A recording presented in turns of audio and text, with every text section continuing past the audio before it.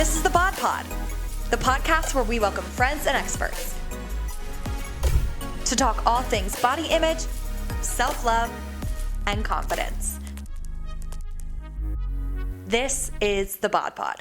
Hey BodCon Squad, I'm Rachel K. Grimm, your resident hype girl and host of the podcast, and today we are having a conversation with the girl boss of all girl bosses, Marina Middleton, the CEO of Create Cultivate. Create Cultivate is the world's largest women's conference turned festival, and it's all about empowering women with resources to get to where they want to be in their career. From the conference to podcasts, a huge community and Facebook group, Create Cultivate is an OG, and Marina Middleton is the girl behind it. To be honest, this is one of my favorite interviews I've ever hosted for the podcast because I really resonated with Marina's story of coming from nothing and creating the life that she really dreams. Marina's been told no a lot, and she has not let that stop her. And today she's going to give us the tips and confidence boost we need, and she may or may not drop a discount code for you to attend the Create and Cultivate Festival this summer too. As much as I could stand here and gush about Marina all day, it's better for you to just hear it from her herself. Let's get into this episode with Marina Middleton, the CEO of Create and Cultivate. I find your career absolutely fascinating, the journey that you've been on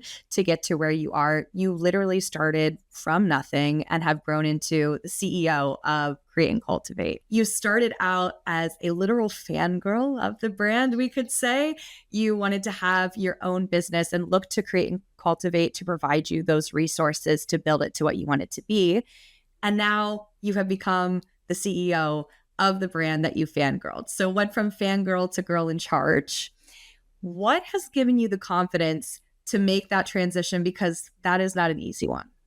Yeah, it's so amazing to kind of like hear the story of starting as an attendee, now owning the company and being the CEO. Because to answer your question, I didn't have the confidence to buy the company or to be the CEO in the sense of like that was the plan that I was set out to do, right? Like I wasn't trying to build the confidence to do that. I was trying to build the confidence to kind of like take one step in front of the other every day in my, personal and professional life, and just allow life to happen for me. Yeah. And that involved a lot of no's. It involved a lot of deals not going through. It involved a lot of launches that didn't work.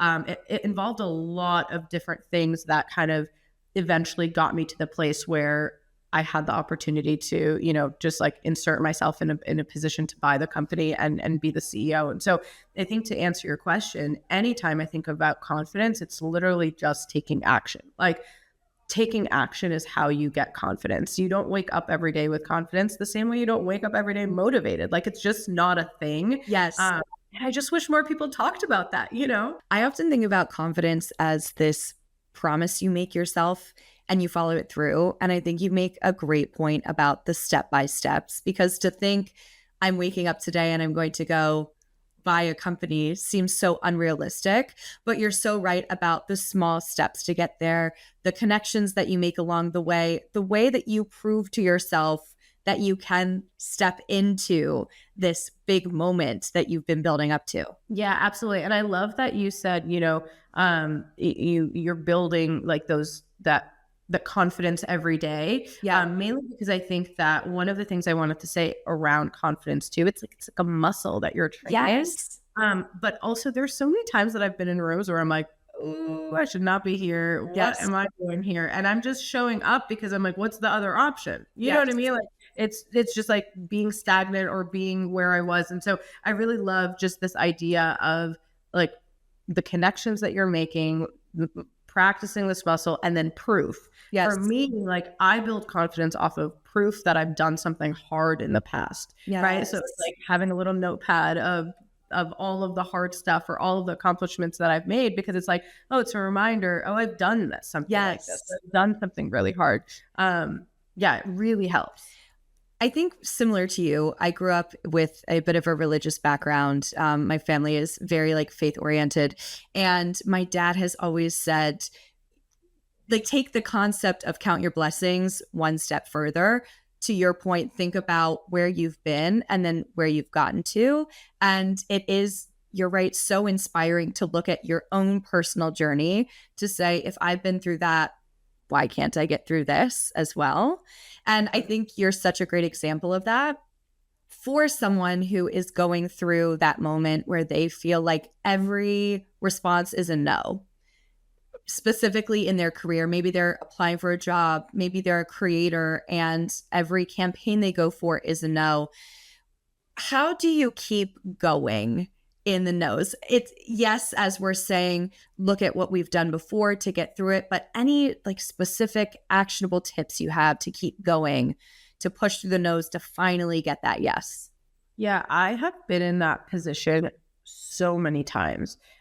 Whether I was just graduating college and trying to find a job, or I had landed my job and I was trying to get brand or like companies. I was working at a wholesale company for a company called Skip Hop, trying to get like accounts to answer me or, Yes.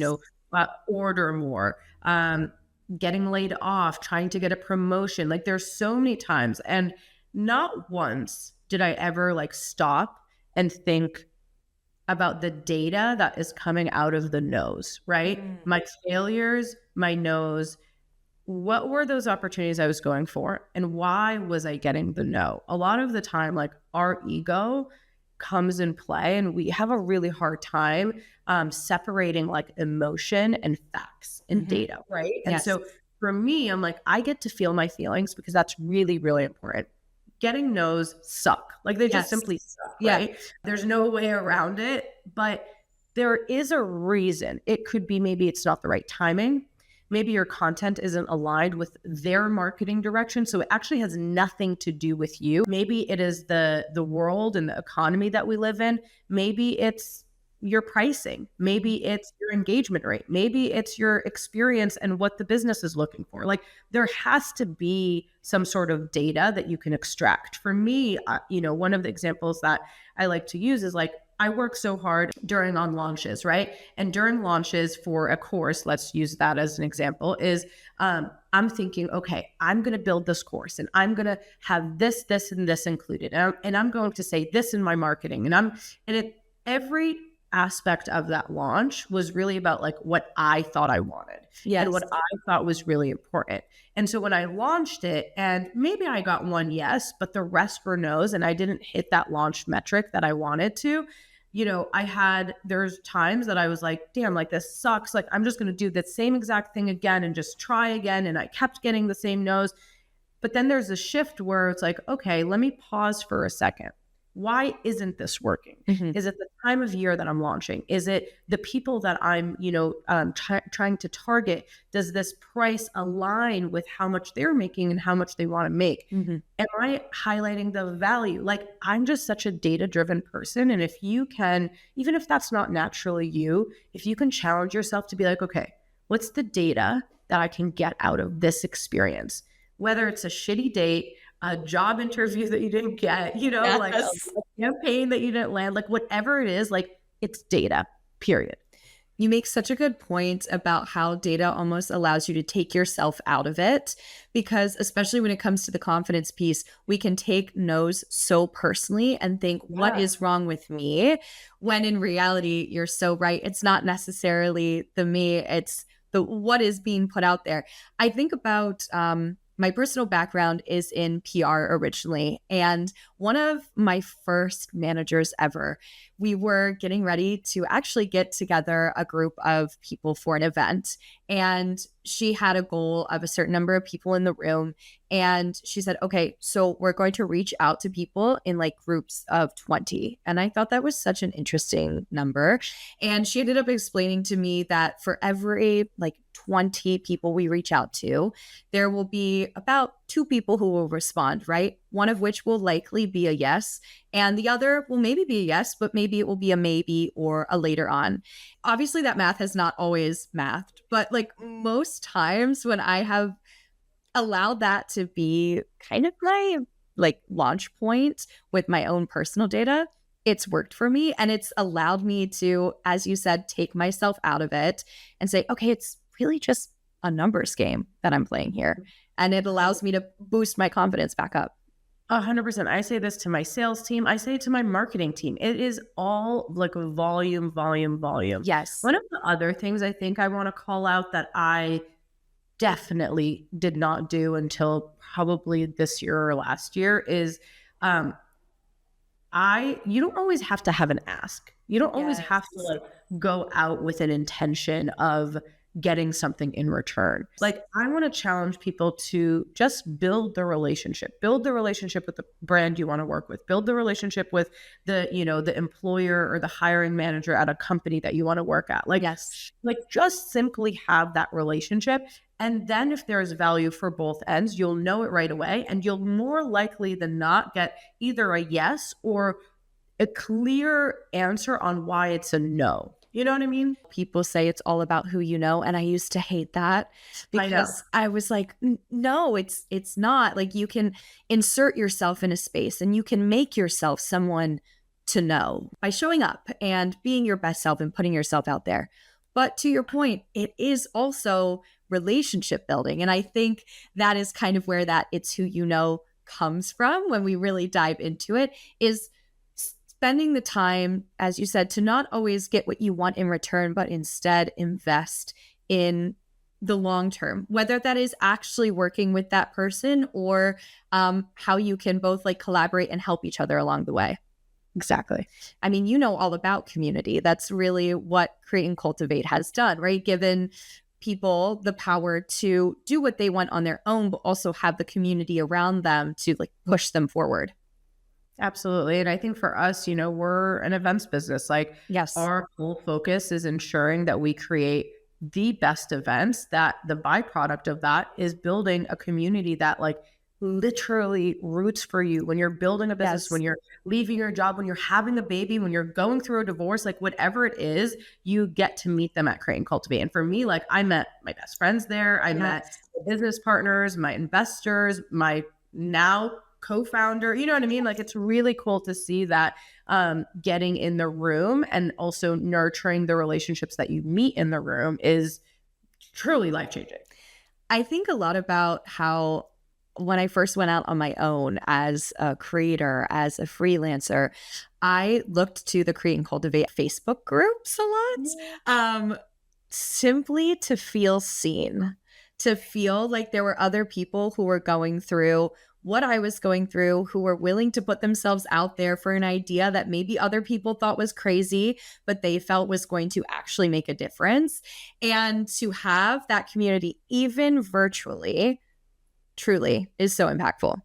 Do you want to know something crazy? So our Facebook group, and I'm part of it, obviously still as like an individual, not just as the CEO. Love it. It is, I think there's about 30,000 people there, maybe 20,000 people. Create and Cultivate as a brand rarely engages in that platform. It is not about us as a brand. It is about everyone else. People are sharing resources. They're sharing like their jobs. They're sharing their products. They're saying, hey, I'm in town. Like, it is the most mind-blowing things. And a lot of business owners and CEOs would see that and be like, okay, let's charge them to be part of this group. Let's make it private. And it's like, no, let's just like not do anything. Let's let them just like live their life and connect with one another and use it as a directory. And like, it's just value. Like, why would we want to change it? Like, no, it is so powerful. And it's one of my favorite aspects about the company and like the brand itself. It's just like this thriving Facebook group of 20,000 people that just like connect and talk all day. I think to your point of not always having an ask, for it to not be a paid piece of the business, but instead just a space that people can connect. Ultimately, there is so much more that comes from that. That's it. Yep. I love it. So I want to go back to some of your journey that you've shared so far and that we've seen you share in social media posts and on other platforms at conferences. You've talked a lot about the times that you weren't confident, whether it was not being confident in your background. You've shared that your parents at times would say, hey, don't actually say that you were born in Egypt, right? Don't actually let people know that. Or feeling like the shame around losing a job, or you've shared a lot about your relationship personally. I want to know, on both the personal and professional level, when was the moment that you went from feeling like I am not enough, I can't do this, I am not the person who deserves to be in these spaces, What made you say, no, I am that bitch? That's such a good question. I love kind of the lead up to it. Thank you. That was so good. It's funny because when you're saying it, my first reaction was like, this year. Wow. Was when I felt like, oh, I am that bitch. Like I can do this. Like, you know what I mean? And that means I was a year into being a CEO and 15 years into my career. Like it's crazy to kind of just like realize that that's where my brain went. And it is really true. Like it wasn't until this year that I was like, oh, I really know what I'm doing.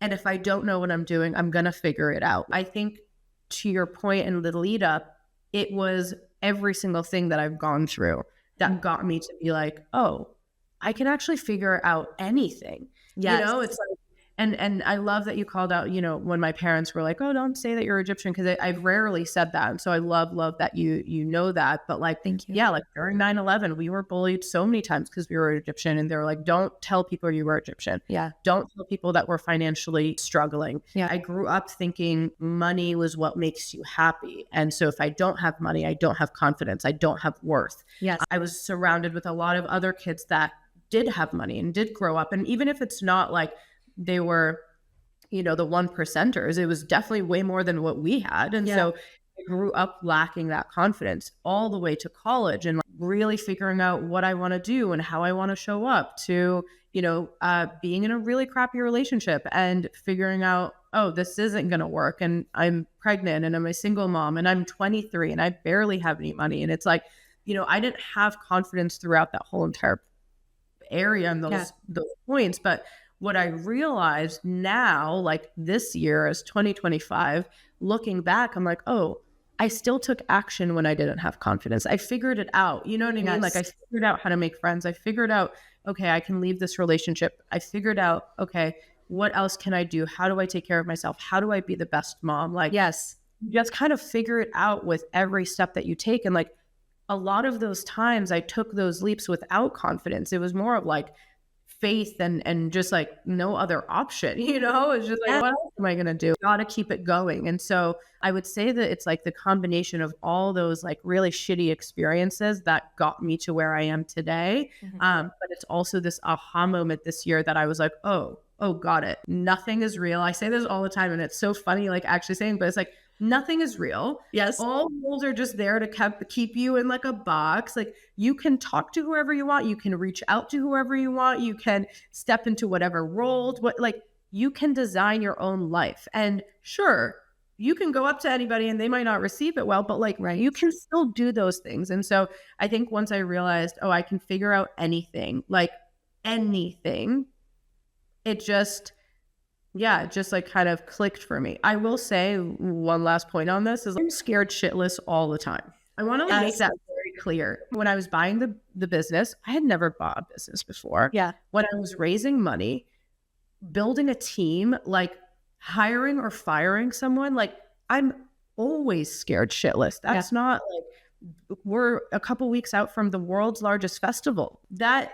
is terrifying. But it's like, you kind of just do it anyway. And that was like, I had a podcast called She Did It Anyway, and I'm thinking about bringing it back, but it was like all about doing it despite being scared shitless. And that is like the secret of life. I love what you said about the hiding parts of ourselves, right? You said your parents were telling you to hide that you're Egyptian, to hide that you don't have money, all of these things that you're hiding. I think something really interesting about you and your journey is that you've taken these pieces that at once you were told to hide and you've instead turned them into something that you talk about and you use it almost as a power forward, right? You've literally done the exact opposite of what you've been told to do. I'm curious, where did you get the confidence to share your personal story in the workspace, but also what tips would you have for people who are looking to do the same? Probably on a social platform, but maybe in a more traditional workspace as well. Yeah, I like that you said looking to do the same. So if you do not want to share your personal stuff, if you don't want to like highlight, you don't have to. Yes. And I think that that's a big difference. Like, I wanted to. I wanted to because it wasn't about if I had the confidence for me. I felt like it was going to help someone else. I feel like representation is just so important for this. Like when I showed someone that I'm like, oh, I'm a brown girl that grew up with nothing. I was homeless before. I was a single mom. I had everything stacked against me, and I could still bring myself to this point and build this beautiful life. Like you can too. Yes. You know, like it's not that it's easy. And one of the things I said this to one of my best friends, I was like, you know, there's so many things that maybe people would like have said about me, not knowing me, or like questions or whatever. Be like, how did she get here? Or, you know, how does she know this person or whatever? But nobody has ever questioned like my work ethic, right? Yeah. Or like that anything was handed to me. And I love that. Like nobody's ever like, oh, Marina had, you know, this handed to her. And so I say all that to say, if you want to show up, you have to remember that one, it takes hard work. You just like one foot in front of the other, but also it's not about you. Your difficult story, you've lived it, you've experienced it. Now it's time to help someone else. Now it's that pay it forward thing where you're like, you're sharing your story to empower someone else to feel okay through what they're going through since you've already gone through it. My parents too, like it's funny now. I mean, they're the best parents in the world and I'm so close to them, but there are so many times, it wasn't until I would say like a couple of years ago or like 3 years ago that they like thought I actually had a job. Like they had no idea what I was That's so relatable. You're like, what? Please just get a job, you know? Or like any success that I had, they were like, how did you do that? I'm like, y'all, like, do you not know what I'm doing? I'm out here working. Yeah. And they're like, and even I was doing fitness bikini competitions at one point in my life. And like, they were like, you're literally posting bikini pics, like stop. And I'm like, right. But I'm also helping hundreds of women like feel good about themselves. It's just like, it's really cool when you look back to it and look back at it, but it's like, it was never really about me. It was about trying to share so I can help one other person. And that being said, girl, there is so many times where I'm like, I'm going to post this and, you know, my cousin chat is going to go off making fun of me or, you know, like the trolls are going to come out. And I'm just like, I always get at the very least one message of someone being like, I needed to hear that. Like, wow, that's really inspired me. You know what's wild is we've never had this conversation before, but there are so many things that you've said that I'm like, oh my God, did we like take those words out of each other's mouths? Because this is so relatable in so many ways. First, in that I often think about me showing up as my authentic, true self empowers someone else to do the same, whether that is sharing my own personal journey or, to your point, I share content in my underwear and swimwear. And yes, of course, people could think that it is for the male gaze, that it is for a certain reason. And to your point, yes, I know there's probably chatter about that, and that's fine. Be entertained. But I know what it is for. I know that it is for the girls who constantly come back and say, I really needed to see representation of my body, or even if not their body, just a woman existing as herself confidently to give me then the confidence to go out and do the same, whether it be in her bikini or whatever space that might be. It's just like, it doesn't have to be what you're doing. Right? Yes. Like I am so loud. I show up and there is times that I'm dancing on Instagram. I'm, you know, doing all the things. And it's like, you don't have to show up like that because that's not authentically you. That's who I am. And so the hope is that someone doesn't look at our page and say, oh, I wish I could show up like that. Yes. But it's more of like, okay, if she can show up like that, I can show up like me. You know what I mean? Like 100%. That's the secret. Like you don't have to show up like anyone else. It's just be you and like be comfortable being uncomfortable at people feeling and thinking things. Yes. I really think a common thread throughout your journey is that continuing to show up for yourself, because you could say, how do all of these pieces go together? And to your point of when we started this conversation, it's the step-by-step figuring it out along the way. What's the next puzzle piece that like makes the whole entire picture? Totally. And I just posted about the butterfly effect because you know, things will happen, you know, for us. And like I got laid off and I was devastated. But imagine if I was still working in corporate. And don't get me wrong, I was so happy at Yahoo. Like I loved my job. Yes. But like I I probably wouldn't be here today. And that's a crazy thought. Like, that's just such a crazy thought. Or like, I think about it all the time. I was like, okay, well, what if I never went to that college? I probably wouldn't have met my husband. It's just this like interesting way of life unfolding for you if you just let it. You talked a little bit about the biggest workplace festival ever getting ready to happen. I want to talk a little bit about that through your work, through planning this festival, through your podcast, all the things. You get to speak to so many inspiring, confidence boosting women. You yourself are one of those women. Is there anyone who specifically stands out to you that you're maybe continually going back to their Instagram or their TikTok for inspiration? So I have like one of my biggest goals is to interview immigrant. We haven't been able to secure her yet. She's, one of the co-founders of Good American. She's just like an unbelievable. She's a mom of, I think, either like 2, 3, or 4. I don't know how many kids, but like she's a mom, she's a wife, she's like, creating content on social. She's prioritizing her personal brand right now, which is a new thing. Like, it's just like she's just amazing. So inspiring. Yeah, so inspiring. Yes. There's so many women that I listen to their stories still as the CEO. I'm listening to them talk and I'm like, you're so cool. Yeah. Like Jenny from Jenny's Ice Cream. I'm just like listening to her like unfold flavors and understand how to bring things to life. Serena Kerrigan, leaving her job to starting like an online dating, live on her IG to now having a show. Like, it's just crazy to see women doing such powerful things and talking about it in such a beautiful way. Like, it's just really, really inspiring for me. And so I am so grateful for this company and for this role. Like, I get to see so many amazing women. But I will tell you, outside of just the women on stage, which is why the festival is so important to me, it's the stories that I hear about the women that are attending, or even the men that are attending that are there because they want to support, whether it's a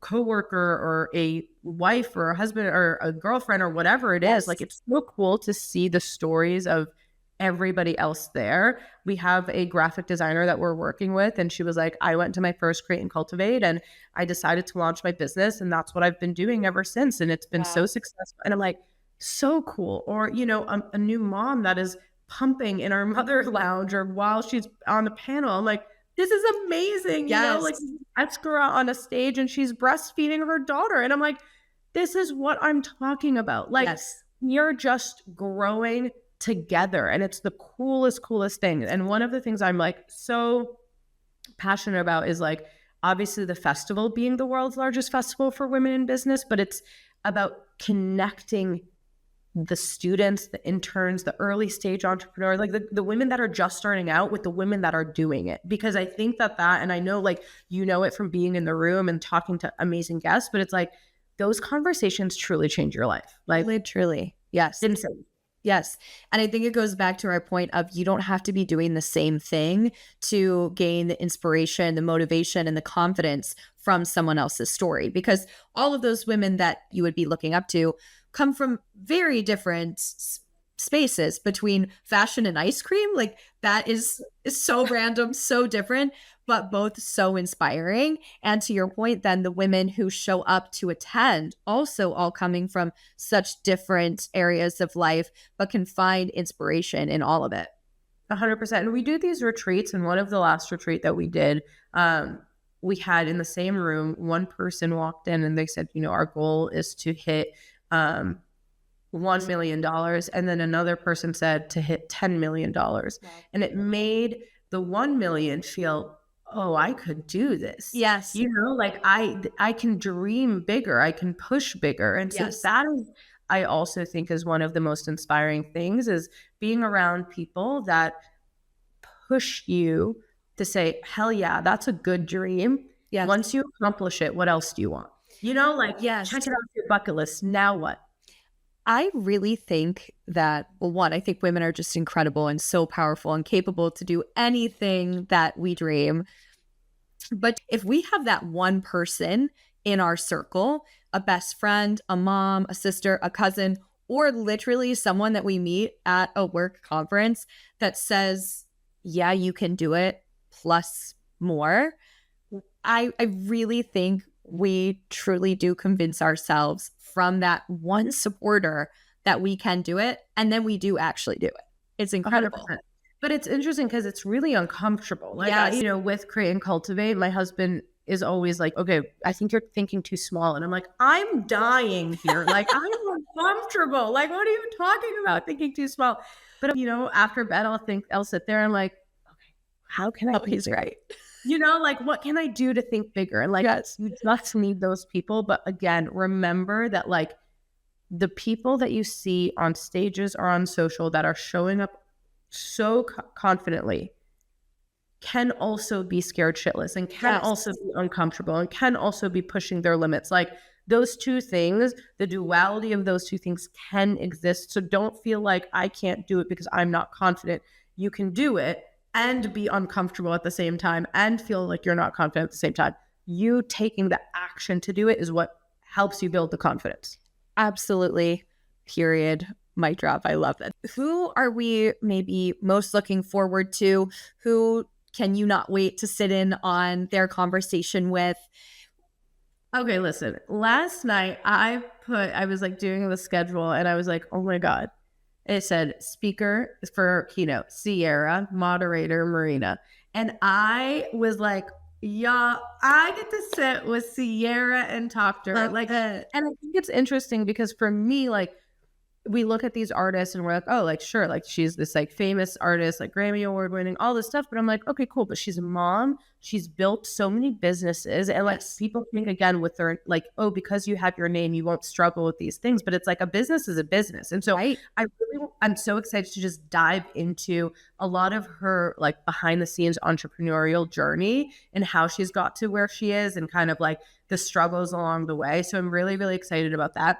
But the panels are going to be amazing. Outside of that, I don't know if you had known, and we've definitely just been talking about it more now, but we launched a Connect program that's happening there. Yeah. And so like a spoiler alert, I actually have crippling anxiety for large scale events if they're not my own. Like walking in the room gets me really, really nervous. Yeah. And so I thought through like, how can I meet the right people when I'm there? And so we created this Connect program. It's AI powered matchmaking program. And so like when you create your profile to like buy a ticket, once you do that, I do that. We connect based off of our categories, interests, and our intents. Wow. So what I'm really excited about is because a lot of the speakers are also doing this meetings program, which is really cool. And so you get to like meet so many amazing women that are obviously speaking, but also there. So I think that's really exciting. And like the information that's going to come out of that is going to be really cool. But yeah, so Sierra is exciting.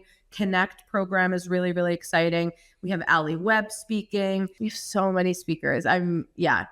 Cyrus, they're speaking. It's just like really, really cool to see how diverse this audience is based off of everything, where they're from, how they're, sharing their story, the businesses, the industries that they're in. So it's going to be amazing. I love the idea of the Connect as well, because it almost takes off that pressure, which is your whole point, right? Having the anxiety to step into that room, knowing that you're already in a space and then even more condensed into a space of people who are like-minded.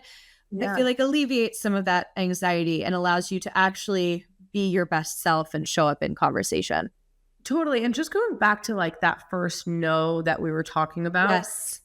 A lot of the times we leave events with no real ROI, no real return on our investment, right? Like we didn't meet an investor. We didn't meet a new business partner. We didn't meet someone that's going to teach us about AI. We didn't really meet someone that's like, can help us troubleshoot something or introduce us to a new brand. We didn't meet someone that could hire us. We didn't meet a talent that we want to hire. There's a lot of that stuff that you hope to walk into a business conference that you don't get. Yes. And so with this program, it's like speed dating. So it's pre-scheduled 15 minutes. They're one-on-ones. You go to a table, you're assigned at that meeting. It's like very organized. It's the coolest thing. And you get to have a very clear intention. You have 15 minutes. So you're walking away with something so valuable, and so it could be a creator that is meeting with, the head of marketing at Meta, right? Like LinkedIn is a massive sponsor of ours. Chase Inc. is a massive sponsor. Ray-Ban Meta is a massive sponsor of ours. Like Zillow Group. There's so many amazing sponsors that like you can talk directly to the decision maker and leave with a tangible connection that is going to change your personal or professional trajectory. And that to us, that's the point. That's why you go to these events. And so I'm so excited to see this all come to life, but like the lives and the businesses and the careers that are changing through it. I think it goes directly back to your point in the beginning too, of there is a way to access anyone. And I feel like it's great to look at this as a investment in yourself to grow your career across the board, but especially if you're someone looking to have conversations with those decision makers, unsure of how to do it, what better way? I want to talk a little bit about your podcast, the Work Party podcast. I love the name, first of all, because I think sometimes we can think about work being so serious. And it is. We're here to get the job done, to do the thing. But thinking about work as a party, I want to know, whatever someone's career may be, what is maybe a little spice that they could add in there to make work more of a party? Oh, what a good question. I think just like laughing through it. I got interviewed, I forgot what article it was for, but they asked me like, what's like my secret weapon or what I do to get through the day and all that stuff. And like, what's my leadership style? But humor is a big thing. Yeah. Imagine something going wrong and you just like dying laughing at it. Like, it's just like, are you kidding me? You know, like just having this humorous aspect to how you show up at work is everything. And I think that sometimes like being happy and like finding humor, some people think that, oh, you're not taking this seriously, you're not professional. It's like, no. Being lighthearted allows you to be creative, allows you to flow through the shittiness of things happening, because things not going as planned is inevitable. Like 100%. Like something will go wrong. Yeah. It's just like, you just got to laugh through it. Like that's really all it is. But yeah, so humor, that is how you spice things up and you keep things going. It also keeps everyone around you more lighthearted as well. I'm sure, especially as a woman in charge, to have the people around you see you take things lightly and like laugh about it gives them, you know, more peace to do the same, and also to think, okay, yes, this is serious, but it's not that serious, and therefore I can get through it. And as we said, keep building the confidence to keep going. 100%. And don't get it twisted. There are so many times where I'm not laughing. And there's like, you know, like so many times where I'm like, this is serious, but it's just like, there is something so cool in having a company that is rooted in happiness. At Yahoo, the CEO at the time changed our KPIs to love and happiness. And so he said, if clients work with us and they say, oh, I love this campaign, or I love this product, or I'm so happy with how this turned out, it's the highest form of affirmation and confirmation that this worked. And so I always say that it's our core, like our core mission is to always like internally and externally love and happiness. They love the experience. They love the event. They love the panel. They love their job. Like that, and happiness is everything. Well, Marina, to sum it up, I loved having this conversation with you. This has been so inspiring to me, so confidence boosting to me. And I know that everyone listening is going to feel the same. I think there's going to be so much love for this, and also for the festival coming up. I just want to say thank you real quick. Like, thank you for creating a space like this. Thank you for showing up authentically. Like this is truly what it's all about. And thank you for letting me come on. Of course. I really appreciate that. And I appreciate you and your time. So I live all things social. Like I'm on Instagram all day. It's Marina A. Middleton. You can find me. If there was a biggest takeaway or something that you know, a little nugget that you got from this episode, please DM me. I love hearing this. Yes. I like to know what resonates, but I'd love to see everybody at the festival. It's July 19th and 20th in LA. Yes. We have a really affordable hotel options that you can fly in for, and different ticket pricing. And I can also drop a discount code for 50% off any of our GA or VIP ticket, which is crazy. It's Marina 50. So if anybody wants to use that, it'll be active, and it's we're really excited to see people in person. Amazing. Thank you so much. Bye.